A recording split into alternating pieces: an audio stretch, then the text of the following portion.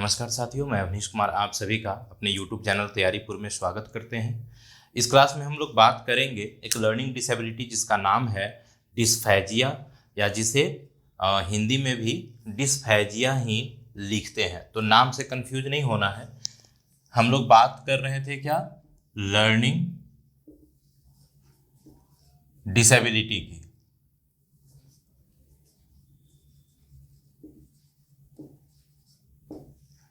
और आज हम लोग कौन सा बात करेंगे, किस लर्निंग डिसेबिलिटी की बात करेंगे? आज हम लोग बात करेंगे डिस्फेजिया की।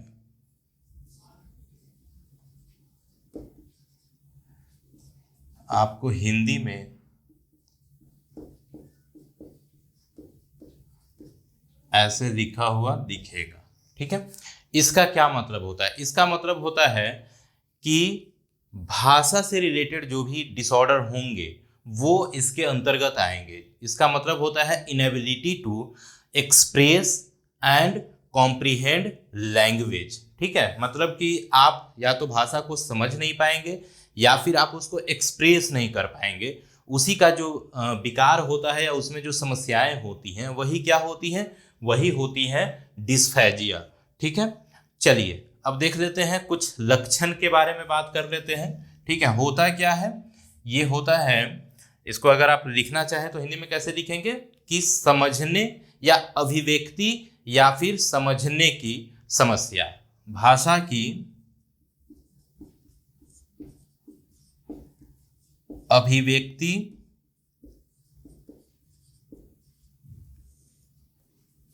मतलब कि अभिव्यक्त नहीं कर पाएंगे, मतलब बोल नहीं पाएंगे आप, लैंग्वेज को बोलने में दिक्कत होंगी, ठीक है, अभिव्यक्ति में दिक्कत होंगी एवं उसके समझने में भी दिक्कत होंगी,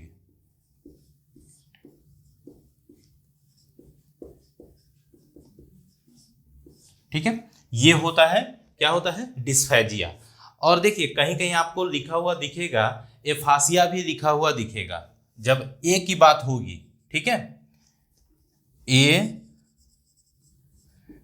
अगर ऐसा रहे तो इसका मतलब होता है, इसमें क्या होता है कि आप बोलते हैं, आप समझते भी हैं, लेकिन क्योंकि परेशानी होती है, आप धीरे समझ सकते हैं, स्लो समझ सकते हैं, कंप्लीटली कह सकते हैं कि कंप्लीटली ऐसा नहीं होता कि आप समझ भी नहीं पा रहे हैं या बोल नहीं पा रहे हैं। लेकिन अफासिया में क्या होता है कि इसमें क्या होता है, कंप्लीटली ये क्या हो जाएंगे, एक तरह से इम्पेयर्ड हो जाएगा, कंप्लीटली आप समझ नहीं पाएंगे ना एक्सप्रेस कर पाएंगे, ठीक है, कंप्लीटली। और इसमें क्या होता है, पार्शियली होता है, ठीक है। तो ये चीजें आपको ध्यान रखनी है। चलिए आगे देखते हैं लक्षण के तरफ, ठीक है। और इसी से एक मिलता जुलता एक और नाम है, वो भी बता देते हैं, कंफ्यूज नहीं होना है आपको। देखिए फासिया की बात हो रही है, भाषा फासिया, तो बातें हो रही हैं किसकी, भाषा की। लेकिन अगर आपको ऐसा लिखा हुआ दिख जाए डिस्फेगिया, ठीक है, जी रहेगा, तो ये जो बीमारी होती है उसको क्या बोलते हैं कि ये निगलने में, भोजन को निगलने में समस्या, ठीक है। तो ये होती है जहां पे जी रहेगा, और अगर एस रहेगा तो ये हो जाएगा, ठीक है, ये लैंग्वेज रिलेटेड डिसऑर्डर, ठीक है। डिसऑर्डर भी किसका, तो ये लैंग्वेज रिलेटेड डिसऑर्डर,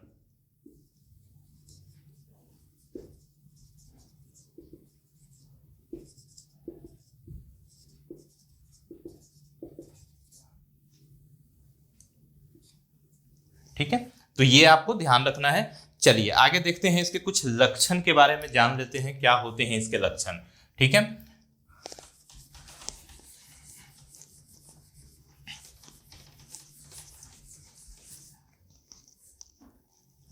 कुछ लक्षण जानते हैं। लक्षण में क्या होता है कि दो तरह के लक्षण आपको देखने को मिलेंगे। एक लक्षण जो होता है वो एक्सप्रेसिव होता है, एक्सप्रेसिव सिम्टम्स,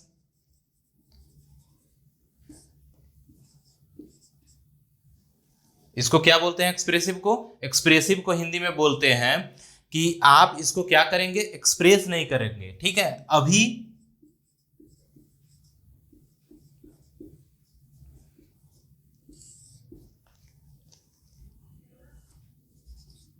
ठीक है। अब देखिए इसमें सिम्टम्स क्या क्या होते हैं, ठीक है। एक्सप्रेसिव में क्या होगा, एक्सप्रेसिव में होगा कि आप बोल नहीं पाएंगे, आप एक्सप्रेस नहीं कर पा रहे हैं, ठीक है। तो जब एक्सप्रेस नहीं कर पा रहे हैं, इट मीन्स कि जब आप बोलने की जो समस्या आपके साथ होगी, जब आप बोल नहीं पाएंगे, उन तमाम जो भी लक्षण होंगे वो किस में आएंगे, एक्सप्रेसिव सिम्टम्स में आएंगे, ठीक है। जैसे कि शब्दों को खोजने की समस्या होंगी, ठीक है, बोलने की समस्या, बोलने की समस्या, शब्दों को आप खोज नहीं पाएंगे बोलने के लिए,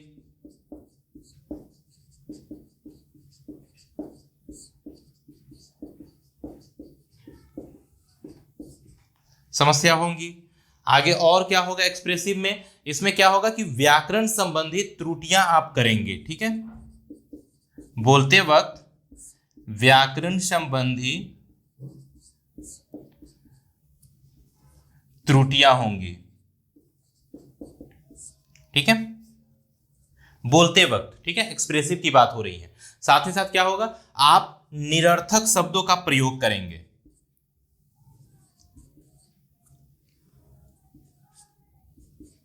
निरर्थक शब्दों का प्रयोग, ठीक है। देखिए व्याकरण संबंधी त्रुटि का मतलब हुआ कि आप बोलेंगे बहुत फास्ट, बोलेंगे तेज, आप बोल सकते हैं, ठीक है, हो सकता है कि आप राइम भी मिला करके बोलें, लेकिन जो आप बोलते हैं वो क्या होता है, निरर्थक होता है, उसका कोई मतलब नहीं होता है, ठीक है।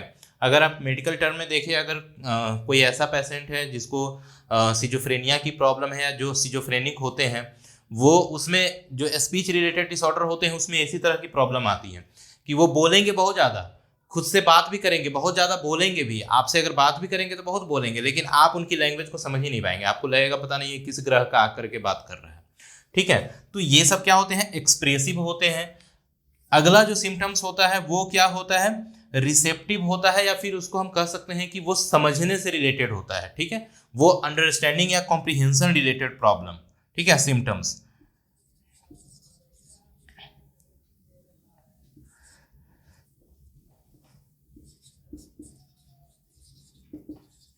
अंडरस्टैंडिंग से रिलेटेड जो सिम्टम्स होंगे वो क्या क्या होंगे, तो वो होंगे कि भाषा को समझने में क्या होगी, आपको अधिक समय लगेगा, ठीक है, भाषा समझने में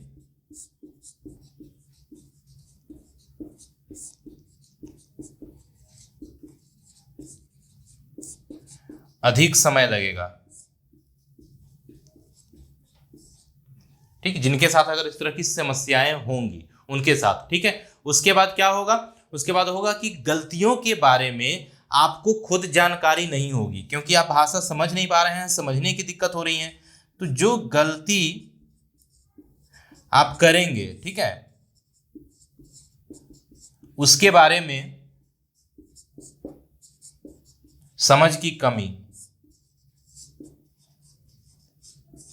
ठीक है, समझ की कमी होगी। तो ये क्या हो गए, ये सिम्टम्स हो जाते हैं किसके, सिम्टम्स में और भी है, लेकिन आपको मेनली यही ध्यान रखना है कि बोलने से रिलेटेड समस्याएं होंगी, भाषा को अभिव्यक्त करने से रिलेटेड समस्याएं होंगी, और उसको समझने से भी रिलेटेड समस्याएं होंगी। और जब आप बोलने में आप समझ नहीं पाएंगे तो फिर आप बोल भी नहीं पाएंगे, बोलने में भी दिक्कत होंगी आपको, ठीक है, क्योंकि आप समझ नहीं पाएंगे तो फिर किस तरह से एक्सप्रेस करेंगे। तो कहीं ना कहीं क्या है, लैंग्वेज में जो भी कह सकते हैं कि एस्पेक्ट्स आते हैं, जैसे समझना, फिर उसको रिस्पॉन्स करना, ठीक, तो ये तमाम तरह की प्रॉब्लम्स देखने को मिलती हैं किसमें, डिस्फेजिया के जो भी पेशेंट होंगे उनमें, ठीक है। चलिए आगे हम लोग देखते हैं इसके प्रकार क्या क्या हैं, ठीक है, क्योंकि इसके प्रकार भी इंपॉर्टेंट है और वहां से भी क्वेश्चंस आते हैं एग्जाम में, ठीक है।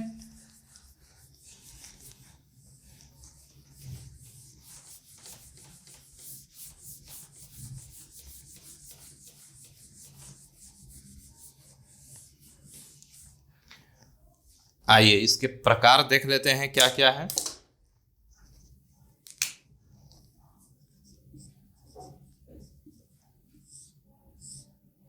ठीक है, चलिए पहला प्रकार इसका देखते हैं। पहला प्रकार है जिसको क्या बोलते हैं, रिसेप्टिव, रिसेप्टिव डिस्फेजिया, या फिर उसको हिंदी में बोलते हैं ग्रहणशील, ठीक है, रिसेप्टिव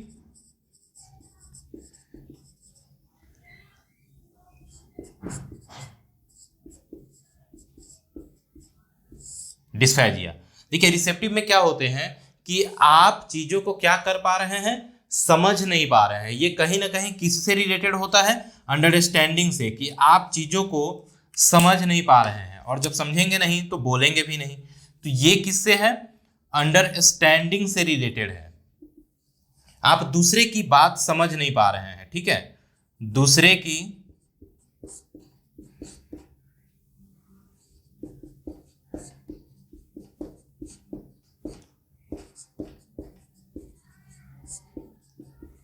ठीक है, ये रिसेप्टिव होती हैं। और इसी का दूसरा नाम हम कह सकते हैं, दूसरा नाम क्या होगा, दूसरा नाम इसी को बोलते हैं वर्निके अफासिया, ठीक है, या डिस्फेजिया।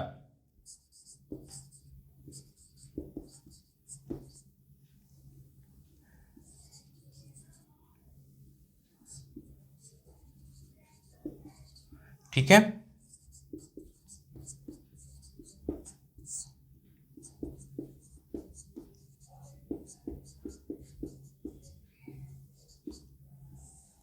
देखिए वर्निके क्या है, वर्निक एक रीजन होता है, पार्ट होता है आपके ब्रेन का, ठीक है। वहां पे अगर किसी तरह की इशू होती है तो अंडरस्टैंडिंग की प्रॉब्लम होने लगती है, आप दूसरे की भाषा को, दूसरे की बातों को समझ नहीं पाते हैं, ठीक है। तो रिसेप्टिव में क्या है, अंडरस्टैंडिंग है। और वर्निके डिस्फेजिया भी इसी को बोलते हैं, किसको, रिसेप्टिव डिस्फेजिया को, ठीक है। चलिए आगे चलते हैं अगले प्रकार की तरफ। दूसरा प्रकार क्या है, दूसरा प्रकार है जिसको बोलते हैं रिसेप्टिव, ठीक है, सॉरी रिसेप्टिव हो गया है। दूसरा क्या है, एक्सप्रेसिव, ठीक, जहां पे आप एक्सप्रेस नहीं कर पा रहे हैं, एक्सप्रेसिव या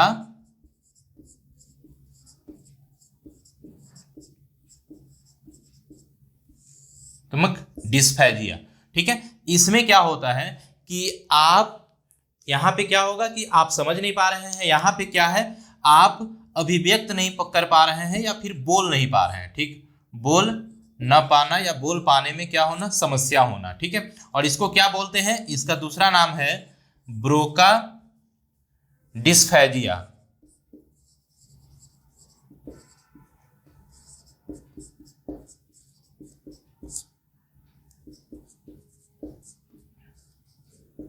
ब्रोका क्या है, ब्रोका आपके शरीर का सॉरी आपके ब्रेन का एक पार्ट है, ब्रोका एरिया होता है। और उसमें अगर किसी तरह की आप में अगर उसमें चोट लग गई या उसमें किसी तरह की कोई एबनॉर्मलिटी आती है तो उसकी वजह से क्या होता है, आप बोल नहीं पाते हैं, ठीक है। Broca, B for Broca, B for बोला, ठीक है। तो बोल आप नहीं पाते हैं, किसकी वजह से, ब्रोका डिस्फेजिया की वजह से, और ये एक्सप्रेसिव टाइप का होता है, ठीक है। चलिए तीसरा देखते हैं, तीसरा क्या है, तीसरा होता है मिक्स्ड, ठीक है। तीसरा होगा आपका मिक्स्ड। मिक्स्ड में क्या होता है कि आप न तो एक्सप्रेस कर पा रहे हैं और ना ही आप क्या कर पा रहे हैं, रिसेप्टिव भी जो प्रॉब्लम होती है वो भी होती है, और एक्सप्रेसिव जो प्रॉब्लम होती है वो भी होती है। मतलब कि आप या तो समझा भी नहीं पा रहे हैं और ना ही आप समझ पा रहे हैं, ना तो बोल पा रहे हैं और ना दूसरी की बातों को आप समझ पा रहे हैं, ठीक है। तो इसमें दोनों होंगे, जो आपका रिसेप्टिव होता है और प्लस एक्सप्रेसिव, दोनों इसमें होते हैं। और इसको ही क्या बोलते हैं, इसको ग्लोबल बोलते हैं, ठीक है, ग्लोबल डिस्फेजिया, ठीक है, ग्लोबल डिस्फेजिया इसको कहा जाता है। चलिए अगला देखते हैं, अगला जो टाइप है वो क्या है,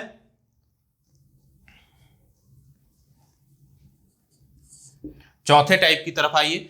चौथा टाइप है जिसको बोलते हैं एनोमिक डिस्फेजिया, ठीक है।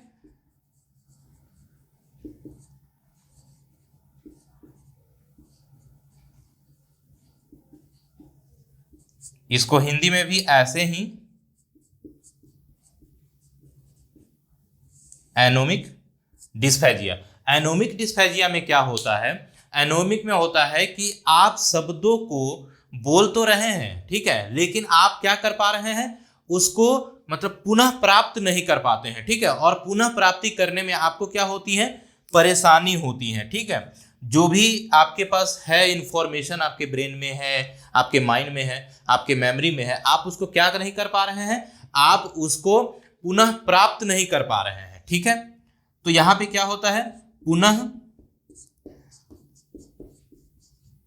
प्राप्ति की समस्या। क्या बोलना है वो आपके दिमाग में आ ही नहीं रहा है, जो बोलते हैं ना कि दिमाग में है लेकिन जुबान पे नहीं है, मतलब कि आप यहाँ पे क्या होंगे, बोल नहीं पाएंगे, आप इंफॉर्मेशन को रिट्राइव नहीं कर पाएंगे। ठीक है, रिट्राइव की प्रॉब्लम यहाँ पे होने लगेंगी, ठीक, जिसकी वजह से आप बोल नहीं पाते हैं। ठीक है, चलिए पांचवा में देख लेते हैं। पांचवा क्या है, तो जो पांचवा होता है उसको बोलते हैं कंडक्शन डिस्फेजिया। ठीक है,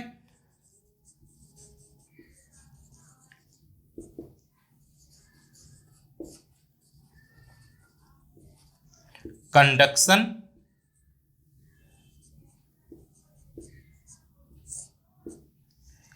डिस्फेजिया। इसमें क्या होता है कि आप बोल भी ले रहे हैं लेकिन आप उसको दोहरा नहीं पा रहे हैं, सुन भी रहे हैं, मतलब बोलना सुनना दोनों होगा, बोलना प्लस सुनना मतलब समझना। ठीक है, सुनना ना लिख करके समझना लिखिए।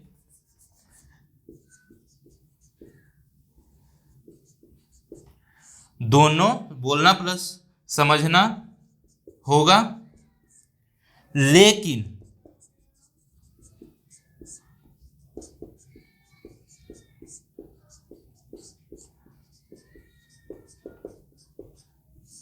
लेकिन जो इंफॉर्मेशन आपने सुना है, अभी समझा है, आप उसको रिपीट नहीं कर पाएंगे, दोहरा नहीं पाएंगे। ठीक है, तो ये समस्या होती है किसमें, ये समस्या होती है कंडक्शन डिस्फेजिया में। ठीक है, तो ये कुछ टाइप थे। अब हम लोग बात करते हैं डिस्फेजिया के क्या कॉजेज हैं, कारण क्या है उसकी बात कर लेते हैं। ठीक है, कॉजेज, उसके क्या कारण है उसकी बात करते हैं। ठीक है, यहां तक क्लियर है, टाइप क्लियर हो गया, सिम्टम्स क्लियर हो गया, कारण देखते हैं। तो देखिए जितने भी डिसऑर्डर्स होते हैं उसका एक कारण तो जेनेटिक होता है, इस तरह की जो भी डिसऑर्डर है उसका, कि जीन्स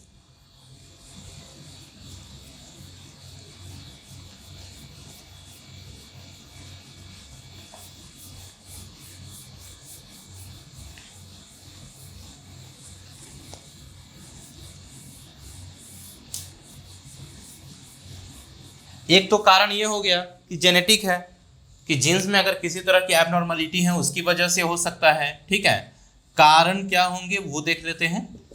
पहला तो होता है आनुवांशिक कारण। ठीक है, दूसरा कारण है कि अगर किसी तरह की, ठीक है, किसी तरह की अगर आप में मेंटल या मानसिक समस्याएं रही हैं, मानसिक समस्याएं में कैसी, जैसे अल्जाइमर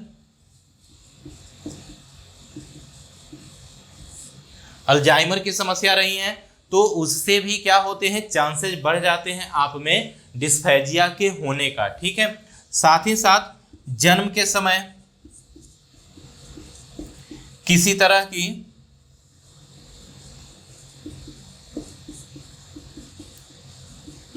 जो कॉम्प्लेक्सिटी आती है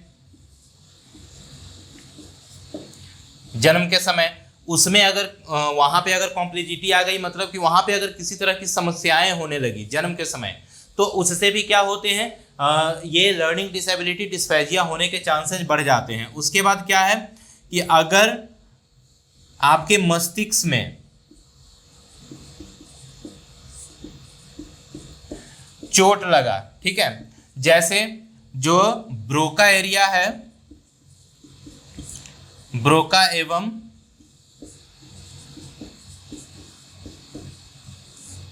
वर्निके क्षेत्र में, ठीक है, अगर चोट लग गई या किसी तरह का वहां पे अगर किसी तरह की इशू आ गई, तो उसकी वजह से भी क्या होते हैं, आप में लैंग्वेज रिलेटेड डिसऑर्डर होते हैं। ठीक है, ये कारण है। उसके बाद क्या है, डिमेंशिया एक कारण है, मेमोरी रिलेटेड प्रॉब्लम है, ठीक है, जिसमें आप चीजों को भूलने लगते हैं। ठीक है, भूलने की समस्या होती है, वो भी हो सकता है। उसके बाद क्या है, अगर आप में माइग्रेन की समस्या रही है तो भी क्या है, बहुत हद तक चांस है कि आप में लैंग्वेज रिलेटेड डिसऑर्डर होंगे। ठीक है, माइग्रेन के बाद क्या है कि अगर किसी तरह की आप में मिर्गी रिलेटेड संबंधी कह सकते हैं प्रॉब्लम रही हो, मिर्गी आने की जो समस्या होती है वो अगर आप में हो रही है, एपिलेप्टिक अटैक आ रहे हैं, तो उसकी वजह से भी क्या होते हैं, आप में लैंग्वेज रिलेटेड डिसऑर्डर होने लगते हैं। ठीक है, चलिए, तो ये क्या हो गए, कारण हो गए। अब हम लोग थोड़ा बात कर लेते हैं कि आप किस तरह से मैनेज करेंगे जो भी इस तरह की इशू होती हैं बच्चों में, या जो स्टूडेंट हैं उसमें अगर किसी तरह की इशू हो रही है तो आप कैसे उसको मैनेज करेंगे, किस तरह से उसका ट्रीटमेंट आप करेंगे, किस तरह से ट्रीट करेंगे। ठीक है, तो आइए उसके बारे में थोड़ा बात कर लेते हैं। मैनेजमेंट में क्या है कि मैनेजमेंट में क्या होते हैं कि जितने भी प्रकार के स्पीच या लैंग्वेज कह सकते हैं कि इसके थेरेपिस्ट होते हैं, थेरेपी होती हैं, अगर वो आप समय से देते हैं तो भी क्या होता है, इस तरह की प्रॉब्लम ठीक होती है। ठीक है, उपचार एवं प्रबंधन, मैनेजमेंट। ठीक है, सबसे पहला चीज कि स्पीच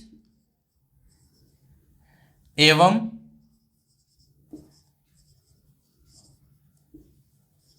लैंग्वेज थेरेपिस्ट होते हैं, आप उससे हेल्प ले सकते हैं। ठीक है, थेरेपिस्ट होते हैं, आप उससे क्या कर सकते हैं, हेल्प ले सकते हैं, उसके पास जा सकते हैं। वहां पे क्या होता है, प्रॉपर आपको थेरेपी दी जाती है। ठीक है, लैंग्वेज और स्पीच रिलेटेड। ठीक, ये एक ध्यान रखने वाली बात होती है। दूसरी चीज है कि ऐसे बच्चों को क्या करते हैं आप, उनको इस तरह से ट्रेनिंग देते हैं कि वो क्या करें, वो धीरे धीरे बोले। ठीक है, जल्दीबाजी में बोलने की वो कोशिश न करें, धीरे धीरे बोलना। उसके बाद क्या है, धीरे धीरे मतलब कि लो साउंड में नहीं, धीरे धीरे मतलब कि आप आराम आराम से बोलिए, छोटे छोटे धीरे धीरे बोलना, एवं सेंटेंसेस को छोटा छोटा तोड़ के बोलना। ठीक है, वाक्यों को टुकड़ों में बोलना।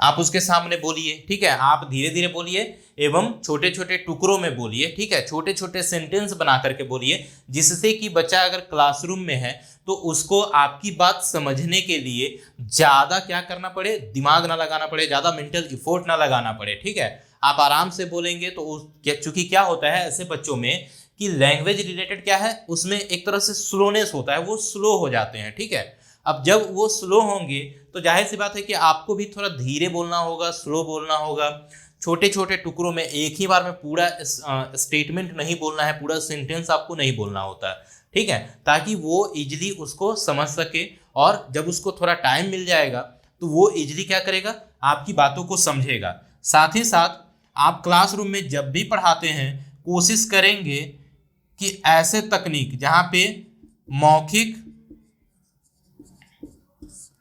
के साथ साथ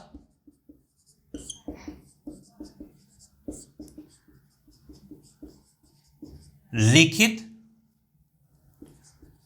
रूप से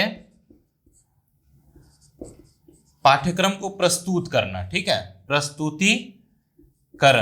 आप ध्यान रखें, एज अ टीचर आपको क्या करना है कि आप मौखिक, तो आप अगर बातें कर रहे हैं, चूंकि उसको क्या हो रही है, मौखिक चीजों को समझने में दिक्कत हो रही है, तो आप क्या करेंगे, लिखित रूप से आप जो भी पढ़ाना चाहते हैं आप उसको प्रदर्शित करेंगे। ठीक है, उसके सामने प्रस्तुत करेंगे। लिखित के साथ साथ क्या करना है, प्रदर्शन का भी आपको इस्तेमाल करना है। ठीक है, आप उसके सामने चीजों को प्रदर्शित करने की कोशिश करिए। ठीक है, आप उसको लैब में ले जाकर के पढ़ाने की कोशिश करिए, आप उसको इंस्ट्रूमेंट के माध्यम से पढ़ाने की कोशिश करिए। ठीक है, साथ ही साथ जब भी आप अगर परीक्षा ले रहे हैं तो परीक्षा में ध्यान रखना है, परीक्षा में आप क्या करेंगे, उसको लिखित रूप से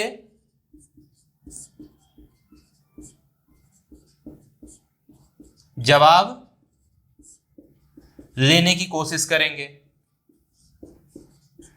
आप कहीं कहीं क्या होता है कि ओरल भी क्या होता है, एग्जाम होते हैं, ओरल आप क्या करते हैं, टेस्ट लेते हैं, लेकिन ऐसे बच्चों के साथ आपको क्या करने हैं, ओरल के जगह पे लिखित रूप से ही आपको क्या करने हैं, टेस्ट लेने हैं। ठीक है, इसके साथ क्या होगा, इसके साथ ही साथ आपको ये ध्यान रखना है कि आप ऐसे बच्चों को कोशिश करेंगे कि जैसे वो बातें कर रहे हैं, बोल रहे हैं, तो छोटे छोटे ग्रुप बना करके और ग्रुप में ऐसे बच्चों को अपनी बातें प्रस्तुत करने के लिए कहिए। ठीक है, तो वो उससे क्या होगा कि छोटे छोटे ग्रुप में, चूंकि क्या होता है कि ऐसे बच्चों के साथ दिक्कत ये होती है कि आप क्लासरूम में जब भी ऐसे बच्चों को खड़ा करके पूछेंगे, तो चूंकि बोलने में भी समस्या हो रही है, समझने में भी समस्या हो रही है, तो वो क्या करेंगे, क्लास से भागना शुरू कर देंगे, डरने लगेंगे या फिर हेजिटेशन होगा। तो ऐसे कंडीशन में क्या होगा कि आप छोटे ग्रुप बना लीजिए 3 से 4 स्टूडेंट का, और उसमें क्या करेंगे, ऐसे बच्चे, उस बच्चों के बीच में वो क्या करेंगे, एक दूसरे से बातें करेंगे, अपनी बातों को रखने की कोशिश करेंगे। और ग्रुप भी ऐसा बनाना है जिसमें कहीं ना कहीं क्या हो, कोहेजिवनेस हो, कि वो एक दूसरे के साथ सामंजस्य के साथ क्या करें, कोऑपरेट करते हुए पढ़ाई करें, ठीक है, या फिर अपनी फीलिंग्स को शेयर करें, अपनी नॉलेज को शेयर करें, ये ध्यान रखना है, ठीक है। ऐसे ग्रुप नहीं जहाँ पे बच्चे उल्टा उसका मजाक ही बनाने लगे। तो इन सब चीज़ों से शिक्षक को बचना होता है, ठीक है। साथ ही साथ आपको ये ध्यान रखना है कि चूंकि बोलने की समस्या हो रही है, तो आप ऐसे मेथड का यूज करिए जहाँ पे ज़्यादा से ज़्यादा लिखित रूप में आप चीज़ें दें उसके सामने, आप उसको नोट्स, आप उसको लिखित रूप में प्रोवाइड कराइए, लिखित रूप में ही उससे ज़्यादा कार्य लेने की कोशिश करिए, ठीक। तो ये सब चीज़ें आपको ध्यान रखनी होती हैं। दूसरी चीज़, एक चीज़ और ध्यान रखनी होगी शिक्षक को, कि शिक्षक जब भी पढ़ाएंगे कोशिश ये होगी, जैसे क्या होते हैं कि कुछ टीचर होते हैं जो नए नए वर्ड का यूटिलाइजेशन ज़्यादा करते हैं क्लास में, तो आपको क्या करना है एज अ शिक्षक, नए नए शब्दों के प्रयोग से बचना है आपको, ठीक है।